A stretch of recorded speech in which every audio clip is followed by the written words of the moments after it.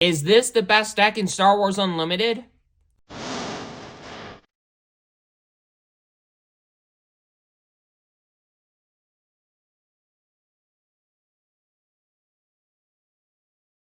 Hello and welcome to the table, and today I'm going to be doing a deck tech video for Kazuda Xiono Red Aggro. This deck is just absurd.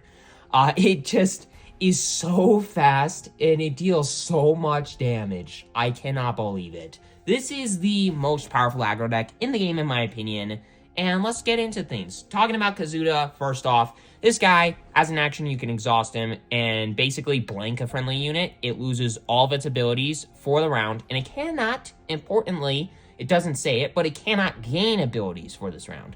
So if any negative effects are put onto one of your friendly units, it technically doesn't have them for the rest of the phase, which can matter a lot. And you get to take an extra action after this one. So basically, just for free, once a turn, you can blank a thing, and then just get to do whatever you want with it. And just basically rely only on its power and butt. But then once you have 4 more resources, you can deploy it as a 2/5 that on attack you can say any number of units are blanked for the turn, which can be really powerful because there are a lot of cards that have negative downside effects. And once you flip Kazuda, you can say all of those no longer have those downsides instead of just one. Or you can deploy it as an upgrade, as a pilot upgrade onto one of your vehicles without a pilot on it already, and it'll give that a 3/3 buff and then the same on attack. So it's a really, really powerful leader because it can say something like a Millennium Falcon you don't have to spend a resource for to not have it be bounced back to your hand. It's just a 3-resource, 3/4 space unit that comes in readied that you can attack with and take advantage of. So really, really powerful for you. And I'm also running Tarkintown alongside this deck because this is probably the best aggressive base in the entirety of the game. It just is. It's a great way to deal with opposing units and allow your stuff to stick around for longer. Sure, it has 5 less life than the average steady health base, but it is just very, very powerful. But getting into the deck itself, I'm going to first off talk about all the units in this deck that you're going to be taking advantage of with Kazuda, and then I'm going to just go from there. Talk about all the stuff that can yeah. First off, Cartel Turncoat. This guy is a 1-resource space unit. It's a 2/3, which is pretty solid for 1 resource, but it has this bounty of the opponent when it kills this, letting them draw a card, which is unfortunate, but with Kaz, again, it basically just turns into a 1-resource 2/3, which is pretty powerful, pretty good. And then there's Fireball, probably the best 2-cost card that you can play in this entire deck. It just is. It's a 2-resource 3/3 space unit with Ambush, which is absurdly busted, but when the regroup phase starts, you deal 1 damage to this unit. So if you're ambushing into an opposing 2/3 space unit, then this guy would take 2 damage, go down to 1 health, but then it's a 3/1 that you can attack with next turn. However, when the regroup phase would start, it takes the last point of damage and would die, but with something like Kazuda Xiono, the Fireball just gets blanked, and now it's just a 3-powered attacker that you can take advantage of next turn. But then I got Contracted Hunter, a 3-resource 4/4 ambush that when the regroup phase starts, you defeat this unit. It's basically identical to Fireball in a kind of sense, but it's just for the ground arena. It is a 2-of because I do think it's slightly worse than the Fireball because ground units aren't nearly as powerful as space units anymore. There are a lot of ways to deal with ground units in this deck because of some of the bigger drops and some of the ways to interact. But Contracted Hunter, you don't need 3 copies of this. It's good, but you don't need 3 of it. Unlike Millennium Falcon, which I am running 3 copies of, it's just a 3-resource 3/4, enters play readied, and I've already talked about this a little bit. You bounce it back to your hand at the start of your turn, unless you spend 1. This card is just great in combination with Kaz because 3 resources, come in for 3 damage, and then it's a body that gets to stick around for longer thanks to Kaz. And the very next turn, you can pilot Kaz onto Millennium Falcon, and then it can blink itself, and then all of the other cards like Fireball, like Contracted Hunter, and Stolen AT Hauler, which is a 3-resource 4/5 space unit, which is absurdly powerful. I mean, a 3-resource 3/5 in the ground arena is on rate and pretty powerful, even though it is technically on rate. But Stolen AT Hauler is a 3-resource 4/5 in space, which I don't know of any 3-resource 3/5s in space, and now all of a sudden we're getting a 4/5 for 3 resources? That's insane. But it does have this 1 defeat ability that basically gets to say your opponent gets to play it for free from your discard pile. So when this goes away, they get to play it, and they get to take advantage of it, which is bad for you. However, with Kaz, you get to blink that, and now you just get a 3 resource for 5 in space to abuse and take advantage of, which is just absurdly good. It's just absurdly good. And then I gotta talk about kind of like a mini package in the deck. I mean, there are a couple of cards I want to talk about first, but then there's a package that I want to talk about. Heroic Sacrifice is one card that's really good in combination with Kaz. It's a 1 resource event that says draw a card, you get to attack with a unit for 2 additional damage, and when it would deal combat damage, you defeat it. But with Kaz, your stuff also will not gain abilities, negative abilities, importantly, for the rest of that round. So for Heroic Sacrifice, if you're using it on, let's say, a fireball, you're attacking for 5, and when it would deal damage, it would get defeated. But with Kaz, if you blank the fireball, it just gets to stick around, which is absurd for you.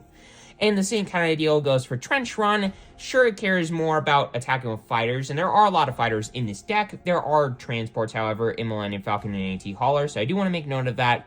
But Trench Run is just a better surprise strike in this deck. It's 1 resource for basically attack with something for 4 additional damage. It has to be a fighter, again, and on attack, it would say that you discard 2 cards from the defending player's base, and then you deal unpreventable damage to the thing that you attacked with, equal to difference in the discarded costs, or cards is costs. The Trench Run, 1 resource, attack with the thing for 4 additional damage. That's all that reads, basically, in combination with Kaz, which is absurdly powerful. And those 2 kind of cards are what really push the red Kaz over the top for me, at least, because, I mean, it's absurd. It's just absurd. In addition, you get to run a little package that I'm going to talk about next. The They Hate That Ship package. A 1 resource event is what They Hate That Ship is. And it says an opponent creates 2 ready TIE Fighter tokens, but then you get to play a vehicle unit from your hand that'll cost 3 less than it otherwise would, which is pretty good already with some of the cards that I've talked about. Fireball is nothing to play. Something like Millennium Falcon costs nothing to play. Something like a Stolen AT Hauler costs nothing to play.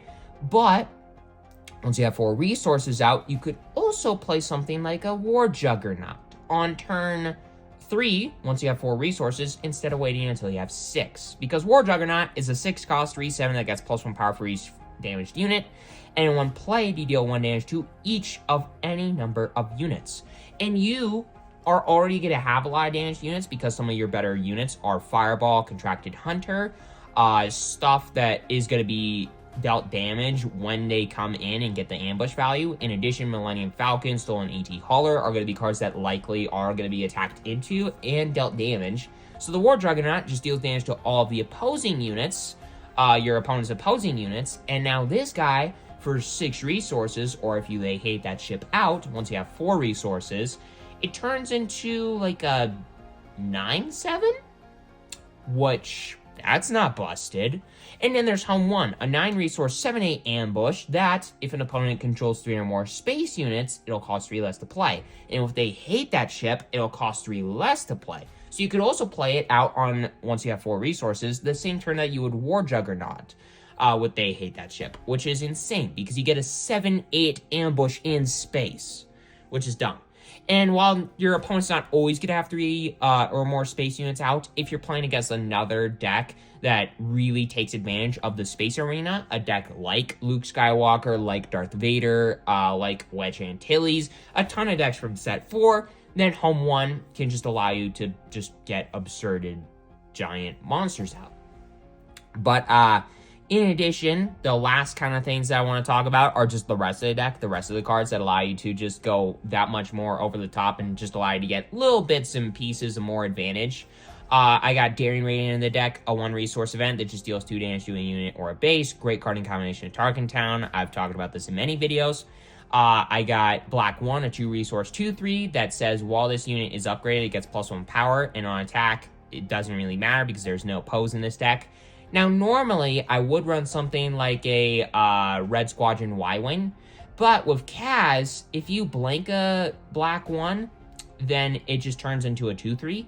So, basically, with Heroic Sacrifice and with Trench Run, you're wanting to attack with your units. And if the only unit that you have to take advantage off of the heroic sacrifice or the trench run is black 1, then you want to be blanking it with Kazuda Xiono.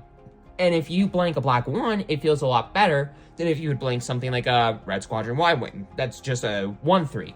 So that's kind of the reason that I'm running black 1 in the deck. I saw a list that was running black 1. I'm like, why are you running that? And I heard them explain this. I'm like, oh, that's really good. Yeah, that makes sense. So if you're wondering why black 1 is in the deck instead of something like a red Squadron Y-Wing, that's why. But then there's L337, basically a 2-resource, 2/2 shielded. It's like a crafty smuggler. However, if the opponent's somehow captured one of your units, you can free it. So that could matter, but otherwise it's just a 2-resource, 2/2 crafty smuggler. But then there is Cassian Andor, a 3-resource 3/5, or you can smuggle it out for 5, and it's a 3-resource 3/5 that comes in ready, which is very good. Then there's Disabling Fang Fighter, a 3-resource 3/2 that when played says that you get to defeat an upgrade. There wasn't really a better 3-cost space unit that I could think of running in this deck, and this card is really good because there are so many powerful upgrades in the game right now. So this card just allowing you to get rid of any one of those is very good. You can get rid of literally any leader upgrade except for Luke Skywalker. You can get rid of any powerful pilots except for something like a Chewbacca. So a majority of the very powerful new upgrades that are going to be pushing decks over the top, this card can just get rid of. Plus, it's just a 3/2 in space, which is fine too. Then there's Red 5, a 3-resource 3/4 that on attack deals 2 damage to a damaged unit. Just a really solid thing to allow you to deal more damage, allow you to get more value, allow you to push more. Plus, it's a fighter, which is great in combination with Trench Run. And again, it's just a good body. Then there's Waylay, just a 2 of in the deck, but it's 3 resources, and you get to bounce a non-leader unit back to its owner's hand.